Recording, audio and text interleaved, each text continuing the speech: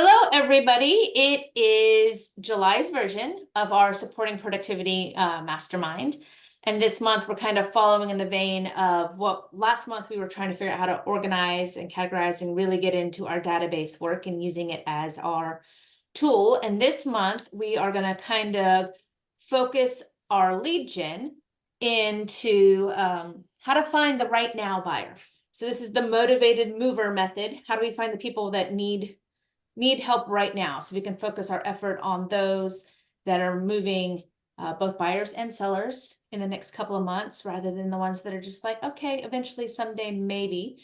Those still need our love, but they don't need our love this week. They can have our love next month. So that's what we're going to be focusing on in that aspect. As always, this recording will be on YouTube. You guys will get an email about with the recording, with the recap, with the resources. This one comes with another playbook. I started the playbooks last month. That tends to work a little bit easier for me to be getting all that information out to you guys. So this month you'll also get another playbook and then a couple of templates and stuff that I'll be talking about to utilize. So first things first, I bet everybody will agree that the market has shifted, and so it's a little bit different than it was even 3 months ago or 6 months ago or a year ago.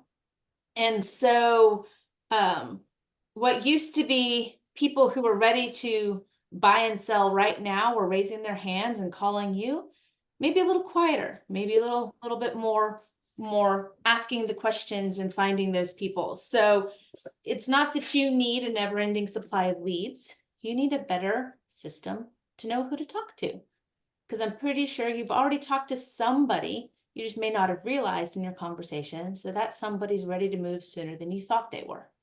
So with that, we need to learn to change our mindset to spot the urgency, which is kind of step one, is what does motivated and urgent look like in this market right now? And so we can play a little bit of round robin, a little bit of spitballing, but I'm going to ask an engagement question because these masterminds are always back and forth engaging. I don't like to talk for 60 straight minutes. Nobody wants to listen to that. I'll take a nap. So anybody want to be brave or be vulnerable and tell me what your biggest challenge is right now in figuring out who's interested?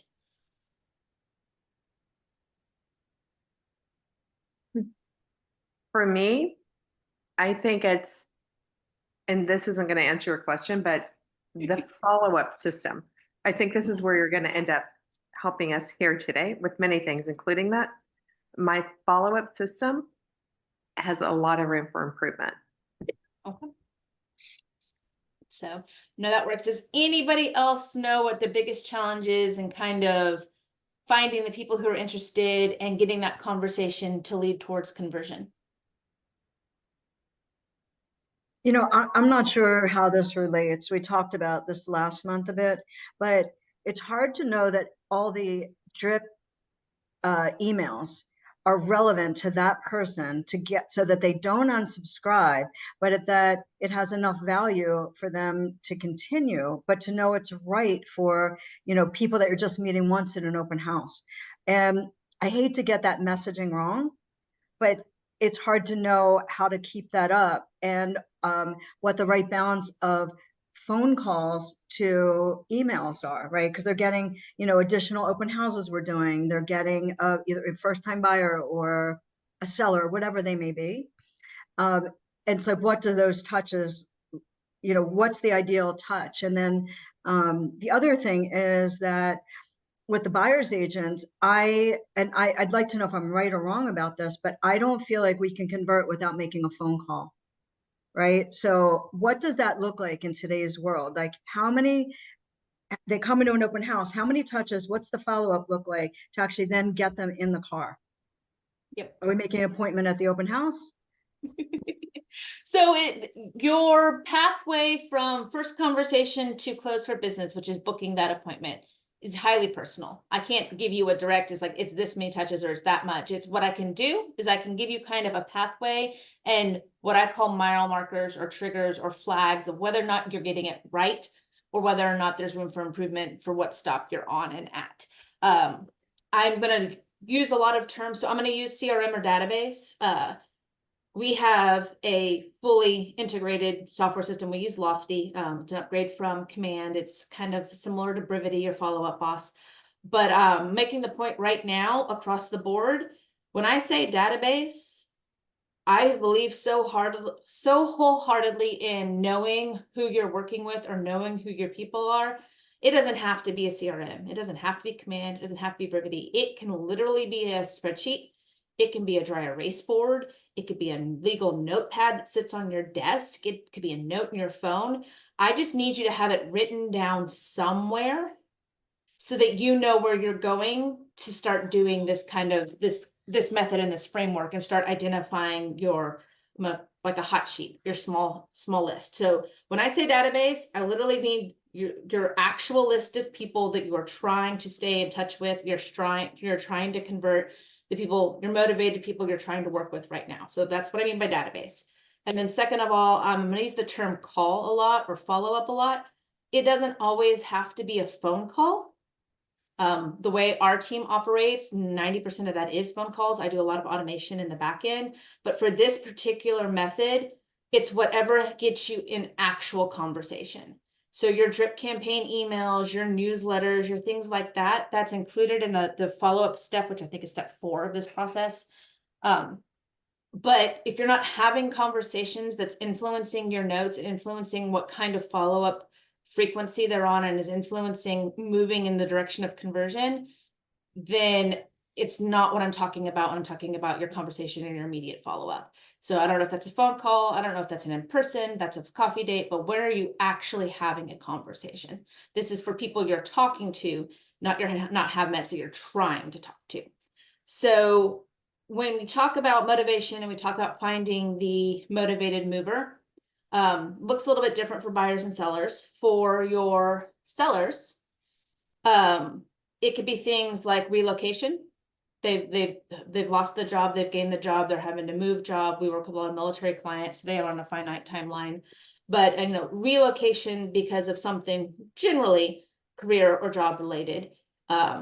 Things like divorce, downsizing, upsizing, generational impacts. It's like, you have a family member move back home with you, you've got a elderly parent or family member that you're taking care of that you're moving in, or they're moving out to into a different facility. So there's large impacts that can help your sellers. By having simple conversations, you kind of can start identifying those people. On the buyer side, it tends to be your, so I know in our industry, we've used the D list, the diamonds, the diapers, the diplomas, the divorces, and everything like that. On the buyer side, those Ds tend to be a little bit more happy rather than sad, but like, are they getting married? Are they having a baby? Are they graduating and relocating after, a vocational school or a college course, or they're launching their new life in a new location and things like that. So those are what you're kind of trying to read between the lines and pick up on to identify whether or not they are serious. These are the why they have to move. So defining like what is impacting their reason for wanting to move is kind of where that first step is. So that's step 1, is recognizing the motivation. Just having the conversations with them, because right now motivation is quiet. It's not loud. It used to be I'm ready to move now. Now it's a lot of, no, I'm going to wait. Well, what are we waiting for? And why do we need to move? Is this a someday, I just might want to move in 5 years, or it's I just have this objection right now in this moment. I just need to pause my timeline for 3 months or 6 months, or I'll look again in the fall. So it's listening to that motivation, it's having those conversations. And it's things like, lease endings. So they're going from a rental to a homeowner. It's life changes, whether those are joyful or sad occasions. Major life changes can spur on and impact the ability or the need to move.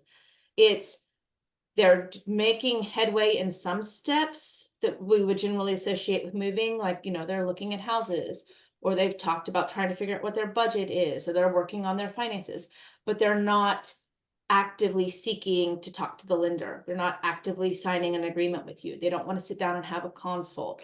We thought about maybe listing, how much is our house worth, but we're not really ready to list it now. We may have some things that we need to do. It's having these conversations and hearing what they're saying, listening and asking plethora of questions to identify kind of where they're at in their timeline. So the first thing is just recognizing whether or not they have a reason to move and how likely they are to want to act on that reason. I'll ask a question. Who has somebody who comes to mind immediately when I say that, oh, if you needed to think of somebody who needs to move, regardless of whether or not they've told you that? Does anybody have somebody in mind? If I said, hey, who needs to move? Who in your sphere, who in your world, who in your client list needs to move that maybe hasn't pulled the trigger yet? Does anybody have a name that comes to mind when you think of that? No, it's quiet. So those are the kinds of thoughts that need to be running through when you're talking to people or you're learning people. Say, okay, who perks to the top of my list? Like, oh yeah, they may not have said directly, hey, I want to move, but have they told you in other indirect ways that they're ready to move? So then we're going to take that and we're going to start building it into the system, building it into the method. So the next step is you can't figure out how and when, how frequently you need to talk to them, what you need to talk to them about, and when you should be reaching out to them via phone call or email, unless you have that information categorized. So this is where my old standby, who knows how much I love a tag in your database? Yes, so you can sort by tags. Tags are the world that make things easy to search by. So you don't need to have 20 bazillion tags. I'm going to recommend that you probably have 4, maybe at most 8 that are associated with this. Your people are going to get categorized in one of 4 categories based on why we think they're moving. And then there's going to be a tag associated with each of those categories, 1 or 2 tags associated with each of those categories. So every time you have a conversation, why they're moving or what is impacting them is going to be that tag. That's going to be your visual trigger and your searchable reason to create your call lists, because you know that they have one of these things happening to them. So the 4 categories are observed pain, expressed intention, time trigger, and active search. And you guys, this will all be in the playbook. So take notes, because I know sometimes taking notes helps unlock our brains, but I will give you all of this written down as well. But so the first one is observed pain. That gets back to, why are they moving? Is there something in their life that is an impending thing that is going to have to cause the move? The number one that comes to mind on this is a divorce. That's definitely a very direct observed pain. But it's basically on a base level, an empathy inducing reason they have to move. So anything there where you have to come across as a caring human, you can provide it. Oh, well, that's great. Or, oh, well, you know, that's frustrating. Or, oh, that's a sad moment. Let me grieve with you. Anything that hits that emotional empathy level that requires them to move goes in this observed pain section. And so if you don't have any structure in your database, or it's new to structure, or you're new to tags, just literally having a tag that says observed pain is your tag, and then having notes about what their observed pain is, then that will help you kind of direct, because you don't want to have 17 tags for this. You don't want a divorce tag and a wedding tag and a this tag and a that tag, where we're trying to keep it as a very, very high level, macro level on those. But yeah, so those are feelings driven reasons to move. And we'll get to why you're categorizing them this way in the next step. But so if you know that's happening about them, you tag them in your database that way. Second of all is an expressed intention. At some point in time, they physically told you they needed to move, or they were thinking about moving, or, hey, I need to run investment real estate, or, hey, you know, we don't want to live here forever. This isn't our forever house. We may want to move in 5 years. They've physically at some point in time said, I need to move. They may not have told you why, but they've mentioned that it's something that they've thought about. And so that is your expressed intention, and you're going to label them as such. You don't have a clue what their motivation is. You don't have a clue what their timeline is, but you know at some point they said they needed to move.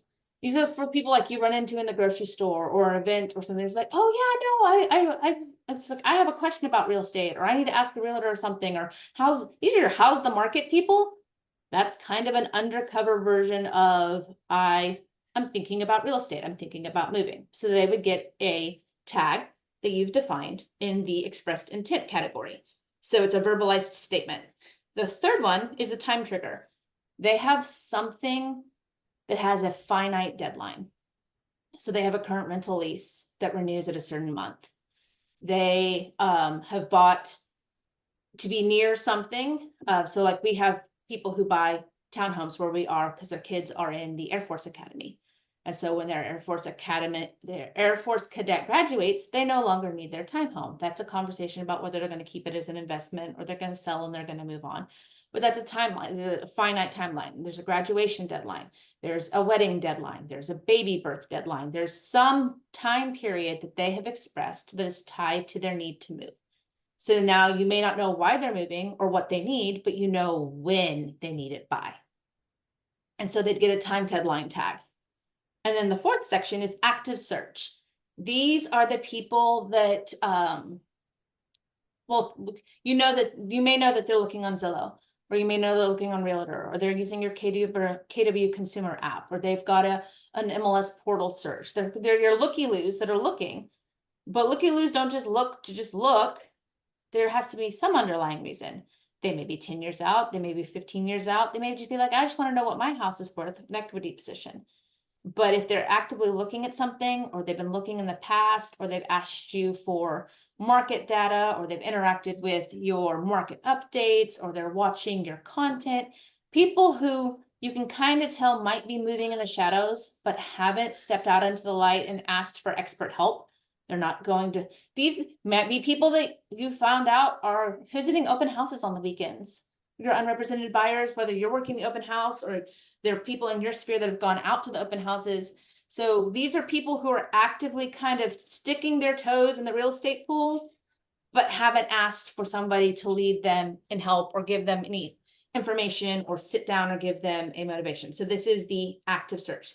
So one of those four categories, again, the all comes down to, for me, at least the way we break our legion down is, why are they moving? When are they moving? And what are they looking for? And so if you know one, but not two or three of those, then you can figure out what category they go in, they get a tag. This is setting up a follow-up frequency. This is setting up a call frequency. This is setting up your list of, okay, well, if I know that they have a time deadline trigger of 2 years from now, is that somebody you're calling right now? Or are you going to call somebody who has a time deadline of this month or next week? If I know somebody that's motivated, that's been looking, that's actively going to open houses, do they get called before you have the people that are just looky-loos that have been on your website for years that are looking at houses? And so it's helping kind of position who is more priority than who everybody else, and lets you know what part of the framework you don't know. Like, you may know what time, but you may not know why. You may know why, but you may not know when. You may know what they need, but you don't know how they're going to get there. And so the tags are positioning that. So that's the step 2. So then you take quietly listening for their motivation. You take kind of how you've categorized them with the tags, and you step into what I call the heart of this whole method. Step 3 is the 7-day reactivation sprint. Yeah, we're going to run full speed ahead until we hit a dead wall or we hit a breakthrough. So that's why we're sprinting, and it's done with 3 follow-ups. And as I said earlier, your follow-ups in this sense do not constitute your auto drip plans. They do not constitute your newsletter. These 3 follow-ups are actual conversations that you are having.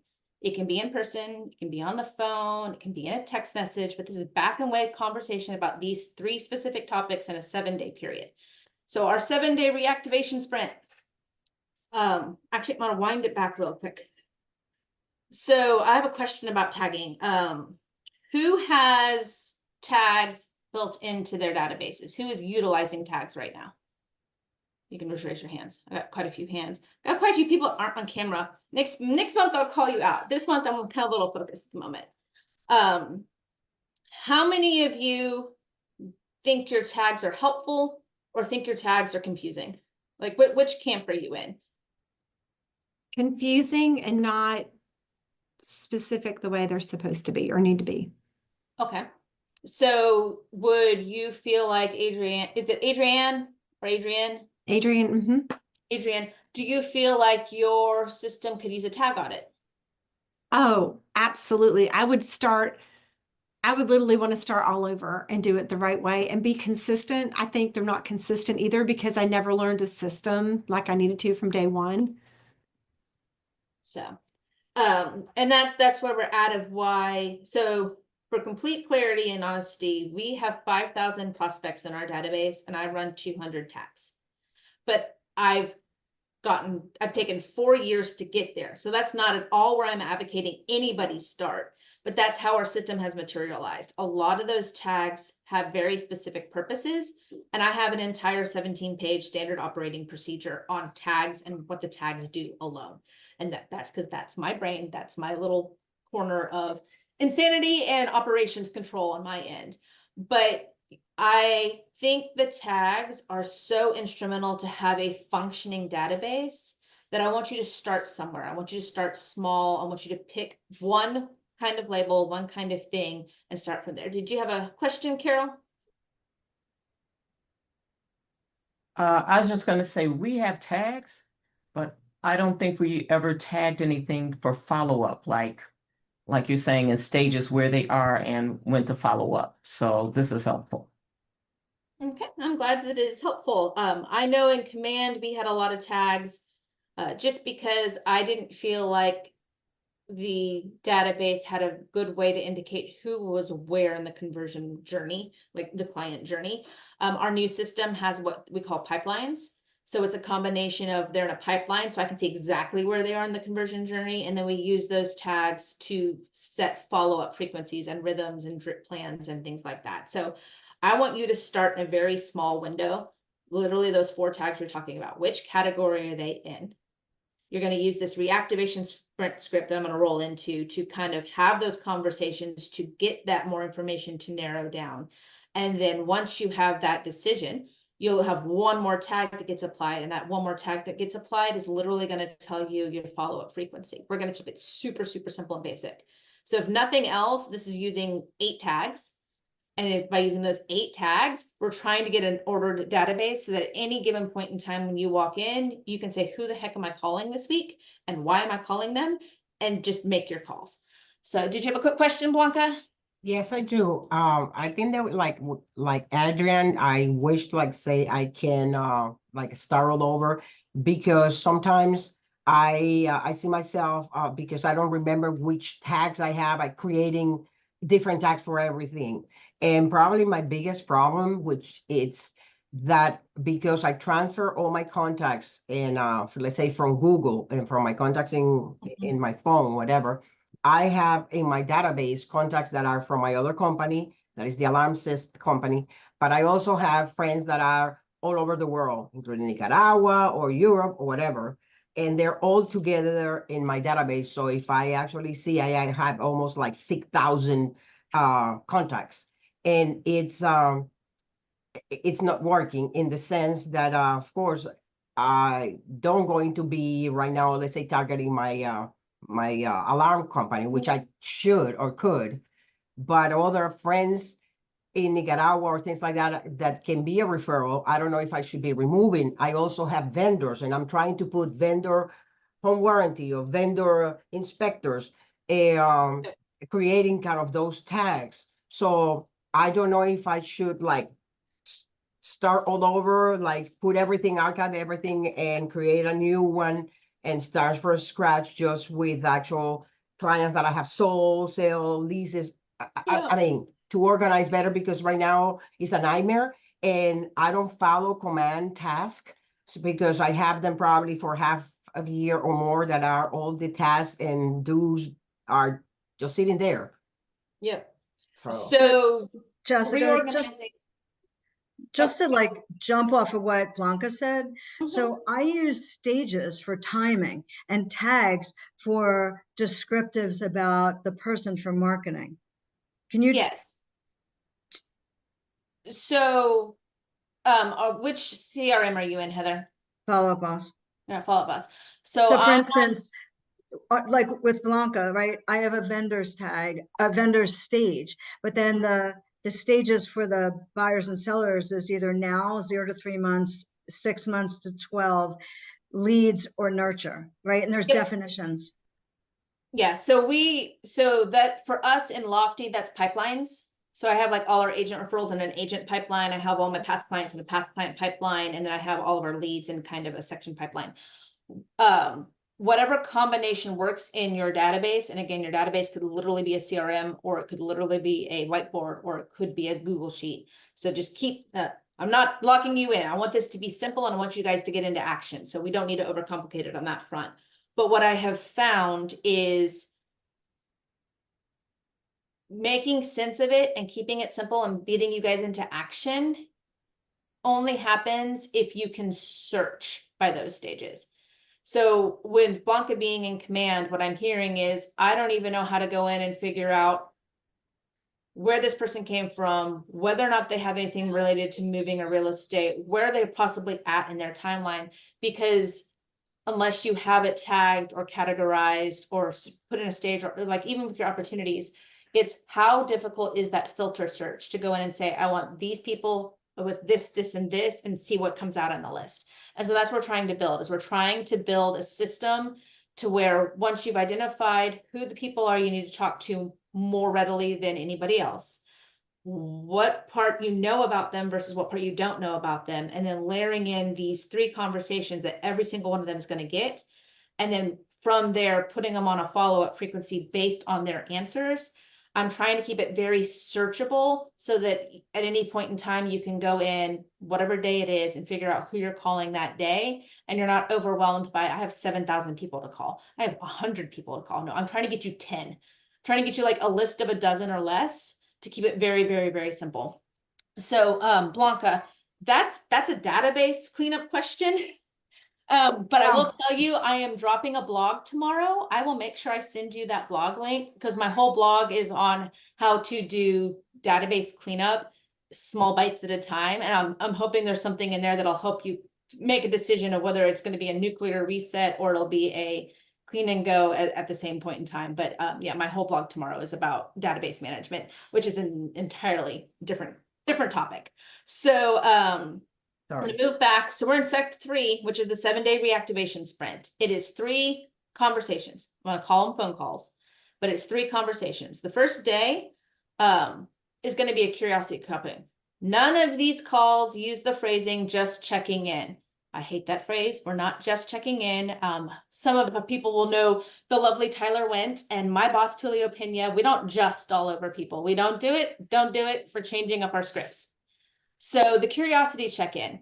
I'm going to give you guys a list of some sample scripts, but this is essentially, where are you in the process? I was like, hey, we've talked about real estate. Are you still planning to move? Hey, you know, I met you at an open house. Are you still looking? Hi, you asked for a home equity report, or hey, you own a house. Are you considering selling it, or are you not selling it? This is the where are you check-in. It's the open-ended question about where the heck you are in your real estate needs. Are you even hot right now? Or is it, oh no, we decided to shelve that for 5 years, or oh no, we already bought, or no, we're not looking for real estate anymore. So that first day curiosity call is, where are they? The call on day 3 is a relevance call.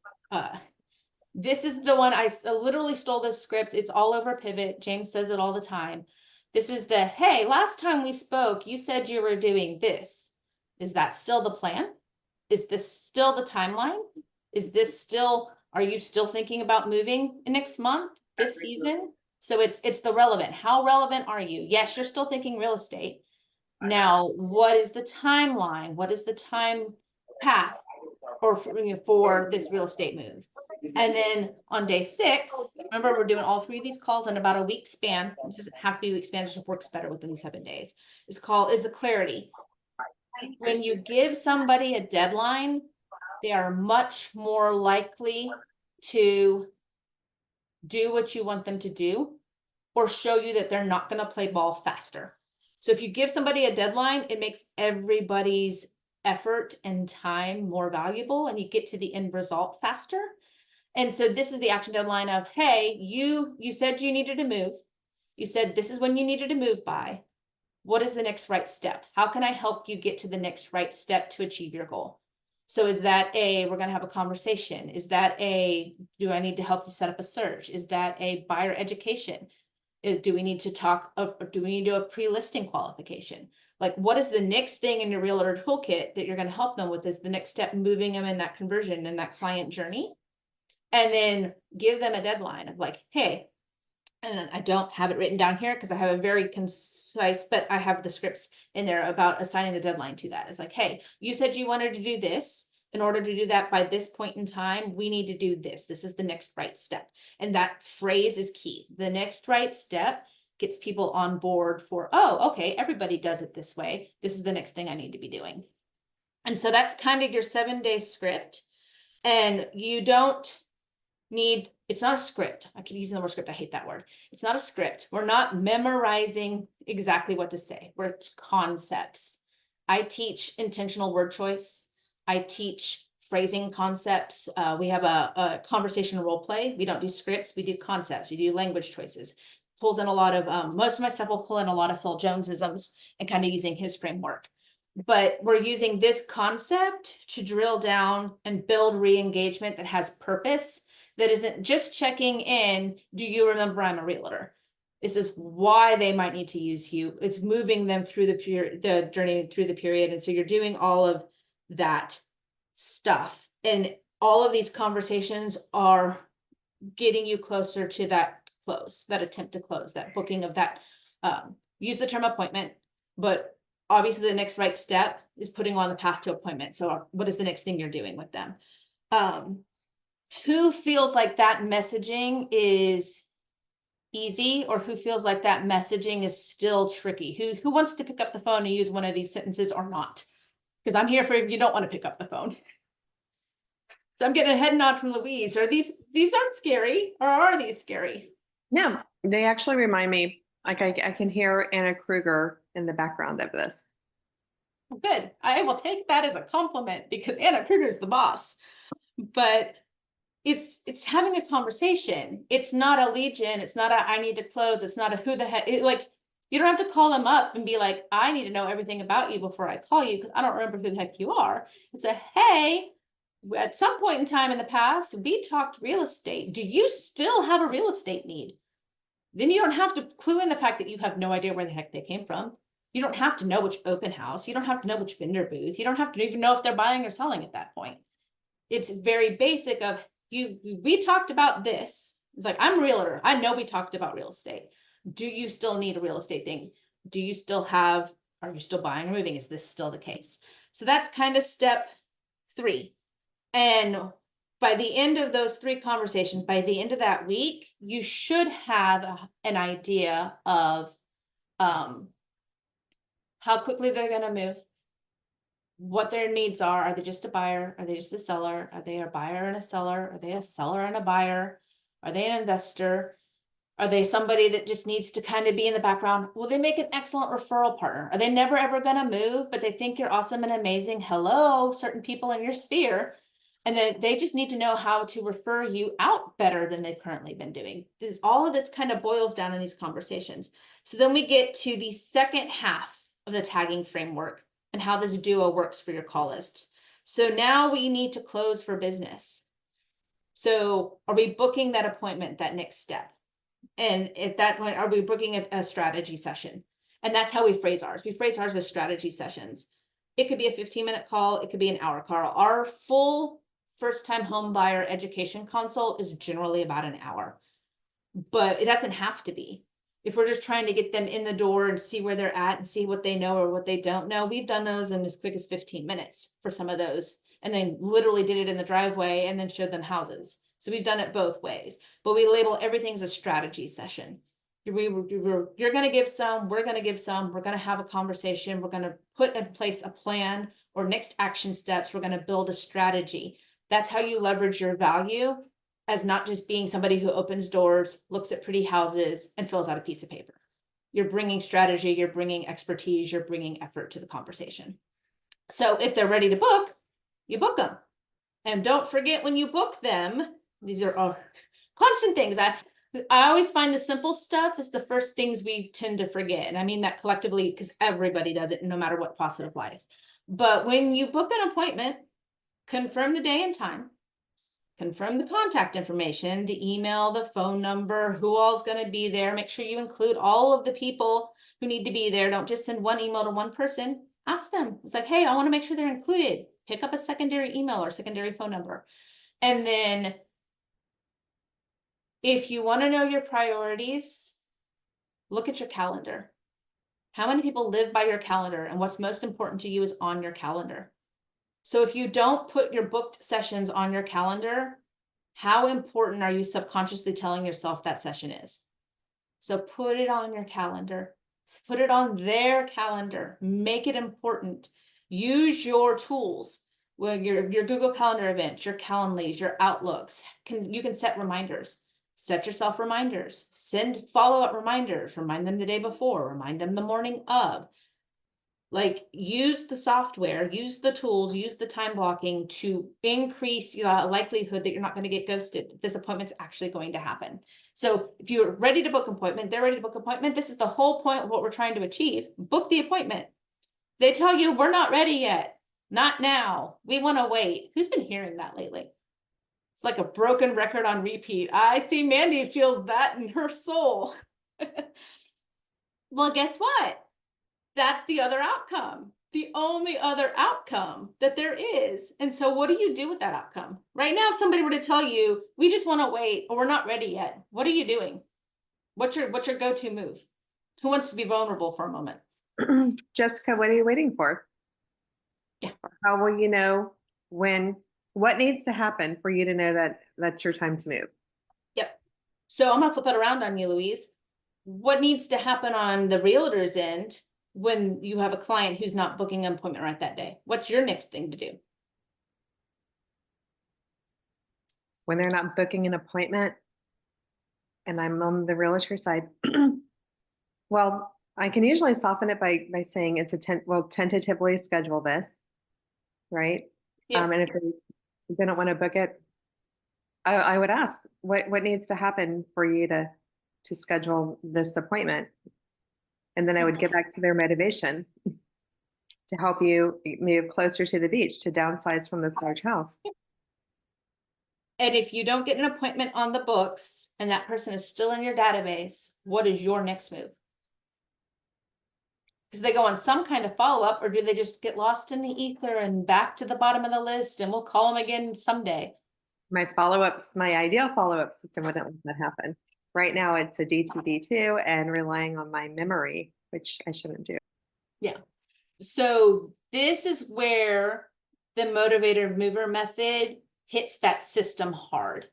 So you've already put them in a category based on why you think they need to move, or when they need to move. You've now had a conversation with them. You know that they either have pulled the trigger and have taken the next step in the client path and some kind of appointment is booked, or they still have cold feet and they're not quite ready to go there and they need some kind of follow-up, because if you don't stay top of mind, they're going to pull the trigger with somebody else, or they're just going to completely forget to do anything with it for years. Those are their normal two go-tos.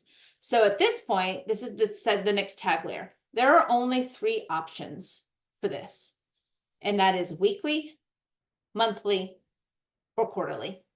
Keep it real simple. We do not need to overcomplicate this. So you have enough information. You've had a conversation with them. They're not booking a meeting with you. Great. So are you calling them again in a week? Are you calling them again in a month? Are you calling them again in 3 months? And that's the tag. The tag is literally weekly, monthly, or quarterly. And you put your notes in your CRM. You tag them with the follow-up frequency. And then this is where your follow-up can be whatever the heck you want your follow-up to be. But now you've told yourself when the next time you need to call them is. So if you don't follow tasks, or don't want to create tasks, or don't listen to tasks, you don't have to have a task. You've got a tag.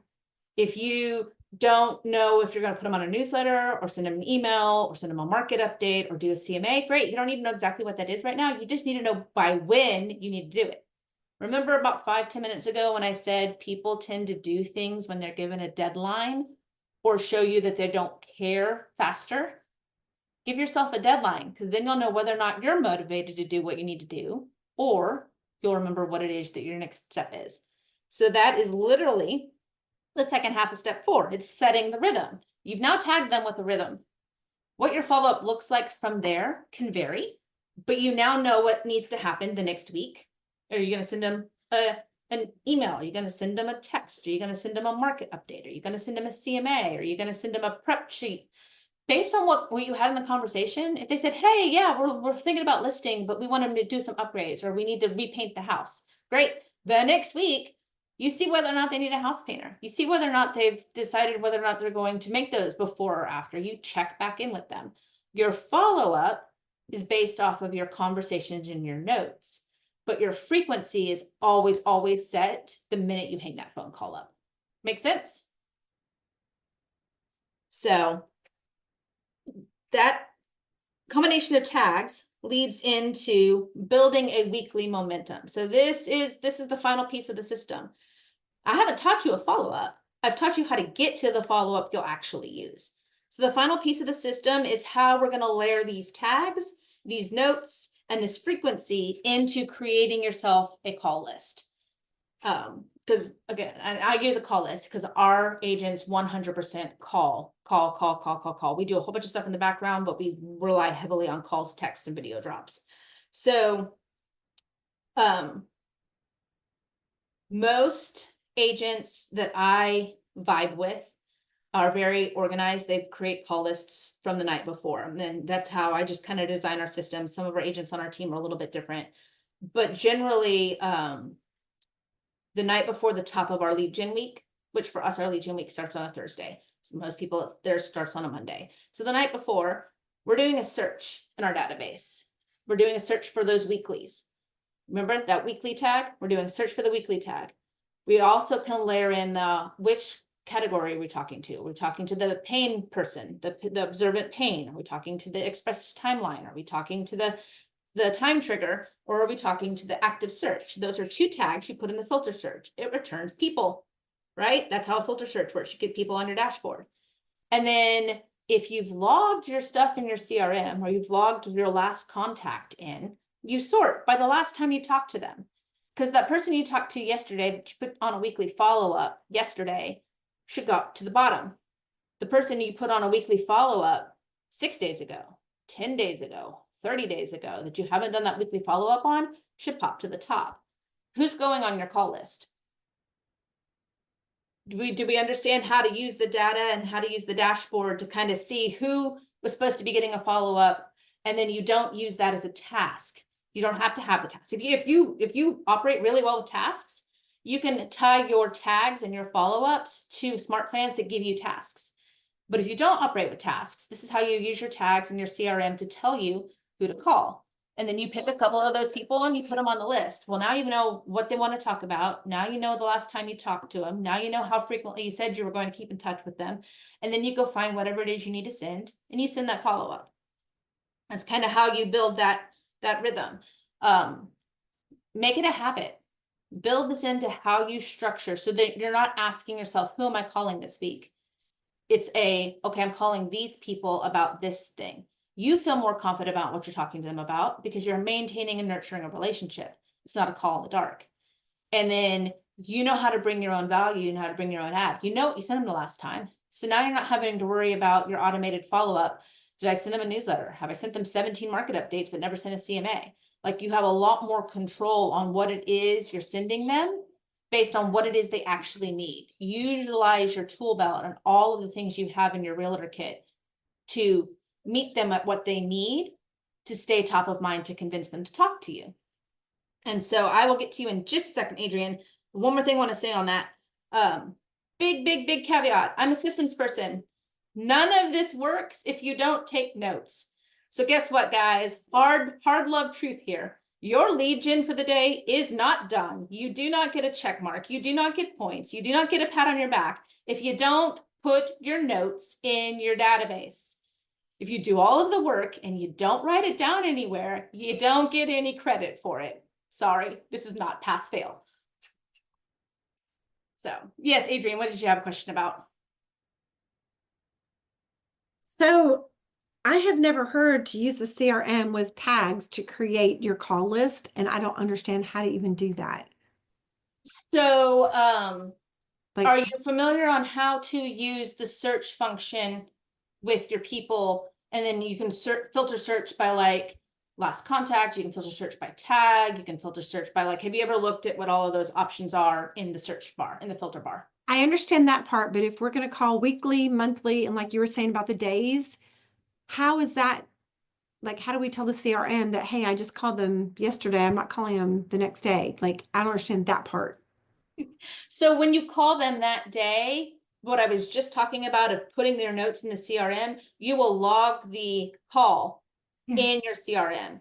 And so that shows that they've had activity or content on there. So now you're like, okay, they're a weekly check-in. I did my weekly check-in. I put my note in. So the next time you pull that same combination of tags, that's where the sort feature comes in for the last contact. So if I know that I called them on Tuesday and I've moved down to Thursday and I do the sort, if they have a weekly tag, but it comes back that I talked to them 2 days ago, I don't want the 2 days ago people. I want the Maybe 9 days ago people or the 10 days ago people. And so that's how you kind of start using and layering that filter search to pull out who is in that right mathematical numerical window for follow-up. So I think I Does that make understand sense? now because I'll see the notes and I'll see the date. And when I get that far down, I don't call them. Oh, okay. Yeah. Another So thing that we do, sorry to interrupt, go for it, Mandy. Jess, with that system is we also just kind of use the alphabet. So like when we start our week, Monday, we'll do A through whatever the agent gets through, and then he just writes down a little note saying that he got through that person in that contact list, and then the following day. And so, and yes, he still takes notes, but this way he can kind of know right where he left off. So he's not kind of searching through or sorting by last contact. Last contact, one caveat with that in command is that it will also pull last contact if you have smart plans running. Yep. So that can be the problem a little bit with us. That's why we went to that system versus the last contact system. So food for thought. Yeah. And I am under the assumption that most of y'all here either have a system that you understand or you're really married to, or you have an infantile or no system, or you're just starting a system. And so I am literally trying to keep it super, super basic and easy to get you to build that repetitive muscle memory. And then you can branch out. There are so many ways to build it from there once you've mastered how you want to categorize your data. So this is just one way to categorize your data and then basically build it into that frequency of, okay, I've said I called them in the last 90 days. Have I called them in the last 90 days? Ours is because I'm a workflow junkie. Like literally, I want to automate as much as possible. So I have mine to the point where you put a tag on and it tells the system, move them here, put them in this pipeline, do this, add them to that, and then spit out these next 6 things and also send them random emails.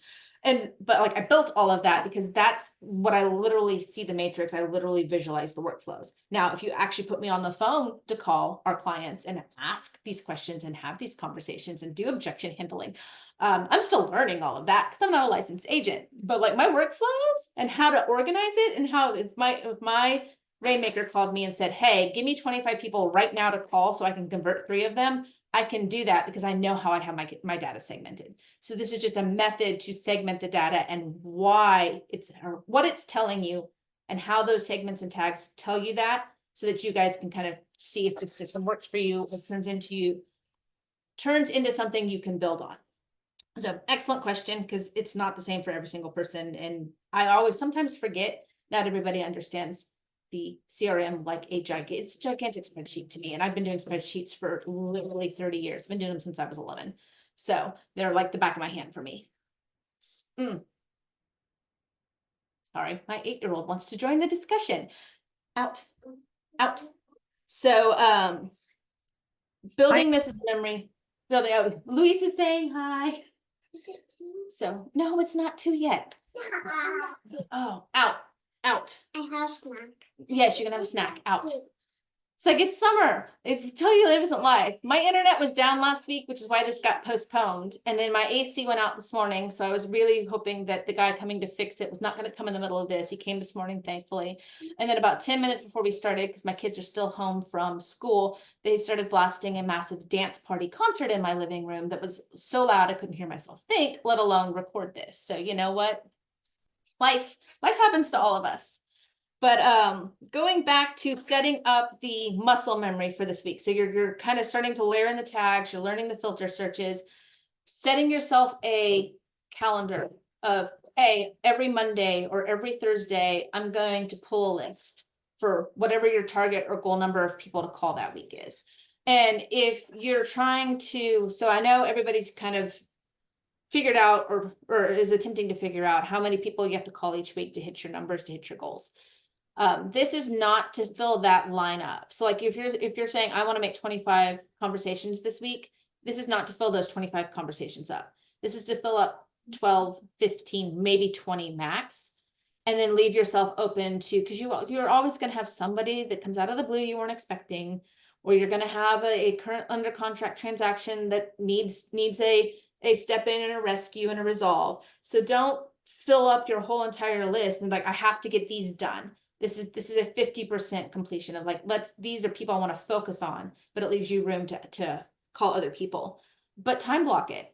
Again, your calendar shows what you have priority to. So put in the setting up your lead gen list as a time block piece. Give yourself 10 minutes, 15 minutes. You can probably get down to 5 minutes when you start figuring out how the system works correctly and how it works for you and whether or not it's building your list. But put it on your calendar. Remind yourself to do it and get it done, and then start off that direction. So the engagement question I have here is, does anybody, I'm gonna start with this, does anybody currently pre-make their call list before they actually start calling, or are we just winging it every single day? I see that noddings that we're winging it. I call people who have birthdays and after the pivot, and then I call, when I was calling expireds, I would then call expireds. But I wouldn't have like called Jane Doe, called Jackie Doe, called Jessie Doe. I knew what group or category I was calling. Okay, so you had somewhat of a plan, but you never wrote down, all I can think of in my head right now is Dean Moss, where he goes through the night before and writes down who he intends to call the next day, and then he calls those people the next day, and so forth and so on. Is your current method, and this is for everybody, not just Louise, but for your current method, is it reactive? And does it get hijacked with what's going on in your day? Or is it proactive and made a priority that supersedes other fires? Mine's proactive. I block it. I don't let anything interrupt it. Which one for you personally, again, asking everybody, but Louise can answer since she's on the tangent. For you personally, is it more or less stress to be proactive? It's less stress to be proactive. So who doesn't like being in a reactive space? It also gives you more time, and we could always use more time. Yeah. And so this is a hot button topic that I ask this question to my agents on almost anything that we implement, anything that we change, all of our systems of, are we operating reactively or are we operating proactively? Most of my team is military based. I'm a military spouse. We have a lot of retired military and stuff like that. And they hate being reactive because normally like that's like when their former careers, that was life or death. And so they don't like that feeling at all. And so normally I can reevaluate everything. It's like, are we proactive or are we reactive? Because reactive takes more effort. It takes more bandwidth in your brain. It causes more stress. And then you don't, at least for me, I'm going to talk my personal experience. I'm not going to project this on everybody. My personal experience, when I'm having to react to something, that emotional roller coaster takes longer to subside. And then I feel like I have to double check things so that we don't have another reactive episode. rather than being like, okay, proactive, that was a one-off, that was weird. Now I have to go back and check the whole system. Like, did I do this right? Is this going to happen again? And so I don't like living in reactive space. And Sure. taking control of your call list is proactive. As you're talking about this, my birthday list, I do have the names, the numbers. It's so easy. But the other list, I don't. And which one is easier for me to get through more speedily, the one that's printed out, or has all of the information there in one touch? Yep. And so again, the whole thing of this is I want you guys to get into action. I always want you to be, my ultimate goal, what makes me super, super happy is that somebody believed this, since it's already somewhere between 2 and 5 o'clock in the afternoon, depending on what time zone you're in. And you're implementing something by 8 o'clock tomorrow morning. That makes me unbelievably happy. But ultimately, I want all of you to take something, one piece of this somewhere into your lives and start utilizing it before next month's mastermind. And so I try to keep it very simple. I try to meet you where you guys are at. I want you to take some portion of this. So even if it's just a, hey, let me get 8 tags. Let me forget about all the rest of my tags. Maybe it's just the 6 tags or just the 4 tags. Let me try this couple of tags. Or if it's just the taking a blank piece of paper and writing down name and number and email and what I need to ask them today and on what date you're going to call them, and then take your notes on it so that you log your track and see how many calls you hit. That's an implementation piece. So we are basically at time. Does anybody want to share with me something that we talked about today that has them excited or that they want to go and implement, or some, your takeaways and your ahas? You're a genius. Thank And you, Louise. I appreciate it. Sometimes I don't feel like it, but like every topic that I teach is a passion project for me. This is stuff I wholeheartedly believe in. It's stuff that I do. And then somebody's like, how do you just do that? And I'm like, I get to sit down and I get to figure out how to teach it. That's the part that I'm learning, is how to teach it, because all of this is just kind of just ingrained in my head. Again, I'm not sales, I'm operations, but like, no, I love these masterminds. I love doing this. I love yelling at my chat GPT when I'm like, no, this is all the information you need to know. I just need you to make it pretty in a PDF. And it's like trying to tell me how to do things. I'm like, no, I'm telling you how to do things. So I appreciate it. Thank you. I'm excited to see the tags you share today are going to replace more than in kind. Like, I'm going to be able to eliminate many more tags with the simple tags you mentioned today, and I'm excited to read your blog. And Yeah. we didn't get to it, but I would be curious to know if you associate colors, like tag colors. So our new system, I saw your question. I hadn't had a chance to address that. Our new system in Lofty, they are not color coded. I do know that they were color coded in Command. And what we had in Command, yes, each color had a specific purpose. And so like in my Command, when I reorganized the database and did our full audit for the first time, we're a team. So being able to see at a glance whose lead was whose without having to open every single contact, whose lead it was yellow. Where it came from for our metrics and our lead pillars was green. What follow-up plans, what smart plans, what kind of frequency, what messaging they were getting automated was purple. All of our smart plan triggers and things like that were purple. What pipeline it was in was gray. And then if they had an issue that needed immediate fixing. So if they were brand new to the system and needed to be checked if they were input correctly, if they had an address change, if they had a do not contact change, if they had an unsubscribe, that was all red, because I could then basically, it was a visual cue to me of this person needs fixed like now. And so that's kind of how we broke down the color codes on ours. So what do you got, Priyanka? I'll let you have the last word. Hey, thank you for the opportunity, Jessica. Do we get the recording of this session? Yes. So for those of you who this may be your first mastermind, welcome. Please come back again next month. We will be celebrating big next month because I started August of last year. So my 12th mastermind, my 1-year anniversary is next month. So we're going to do it up big. Everybody who attended or everybody who registered but was unable to attend that I have tracked in my Calendly, gets the, what I call the big R email first. You guys will get that big R email by normally Friday or Saturday, no later than Monday. The big R email stands for recap, replay, resources, and registration. So you guys get access to the next mastermind before anybody else. But yes, you get a full play of this. It's on YouTube and it's on my website. You get access to all of the resources. Like I said, there will be a playbook that outlines everything we talked about today, as well as a couple other one-off resources that are companions to the playbook. And then you'll get a recap, a very short and sweet summary. And then if you feel inclined to share, please share me with anybody in your real estate sphere. So I do these masterminds for free. You can share any of that information, any of the registrations. There's a Facebook group. You guys can catch me online, offline, emails, texts. I handle all of that. And then I have a website now. It has blogs up on there. So like I was talking about with Blanca earlier, my blog that drops tomorrow is how to organize your database, but now not to do it all at once, how to do it small and manageable so you don't lose your mind.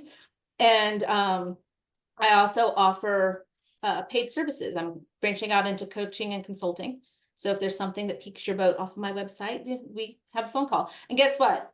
Because I believe in implementation and making it easy, anything you want help with, the first 30 minutes is free. I will talk to anybody about anything that they want in the real estate world for 30 minutes. See if I can't help you before we go any deeper than that. So don't think that it's going to be charged by the minute the first time you call. No, we can do a 30-minute. It's called. So in a previous life, I was a civil engineer. I used to build highways in Texas. I spent 5 years licensed engineer building highways. And so my website is very much highway road themed. So like it's got a picture of a freeway interchange on it. My newsletter for my coaching business is called the mile marker. It's the 4E mile marker. My blogs are broken out into pit stops, which are hacks and timeshares, and rest areas, which are more in-depth. Like everything is categorized with some kind of roadway theme. Hello, ChatGPT for the win on that one. But so what I'm talking about is booking a virtual roadmap, virtual GPS roadmap call. And those are $30, bleh, not $30. Those are 30 minutes and they're free. And that's where we can start launch off. What do you got, Adrian? I am super excited and motivated to implement this because I have people in my database and we've heard it so many times in Pivot, Shift, and Inspire that I literally was going through my DTD2 in my database, in my CRM. And because of the fact that I didn't follow up in a timely manner, they literally moved to my area. But I had them in. I'm like, so I'm super excited. I know there's money in there somewhere. So I'm looking forward to finding it. Thank you. And I would love if anybody scores a win, little, big, huge, or whatever, please share it with me. That's how I know that like it impacted and I'm just not a talking head here in this square for an hour every month. So please share it with me. But with that, I've already kept you guys over time and we all know the calendars are all super important. So I'm gonna let you guys go out and implement and talk and lead gen and be on the lookout for that big R email. And I will see you guys in August. Thank you, Jessica. Bye. Thank you. Thank you. Thank you, Jessica.